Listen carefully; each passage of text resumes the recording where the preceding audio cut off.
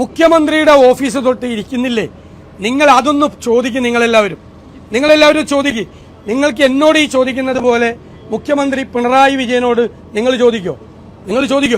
ചോദിക്കില്ല. നിങ്ങൾ ആരോടും ചോദിക്കില്ല. ഇപ്പോ CPM-ന്റെ മഹിളാ നേതാക്കൾ എല്ലാവരും വന്ന് പറഞ്ഞല്ലോ ഇദ്ദേഹം രാജിവെക്കണമെന്ന്. അവരാരും കേൾക്ക്, ഞാൻ പറയണ കേക്ക്, ഞാനല്ലേ സംസാരിച്ചുകൊണ്ടിരിക്കുന്നത്, എന്റെ പറഞ്ഞിട്ട് വയ്യ.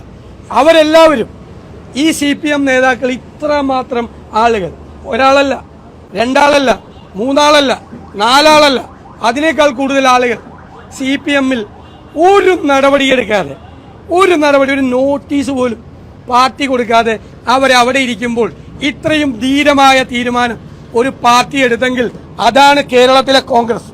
റേപ്പ്, ഇപ്പൊ ഞങ്ങളെ ആക്രമിക്കുന്നവർ, നിങ്ങളെ കളിയാക്കുന്നവർ, ഇപ്പൊ മന്ത്രി MP രാജേഷിന്റെ സ്റ്റേറ്റ്മെന്റ് ഞാൻ കണ്ടു, ഇത് ഭയങ്കര കോംപ്രമൈസ് ആയി പോയെന്ന്. ഒരു റേപ്പ് കേസിലെ പ്രതി കൈപൊക്കിയിട്ടാണ് അദ്ദേഹം മന്ത്രിയായിട്ട് അവിടെ ഇരിക്കുന്നത് നിയമസഭയിൽ.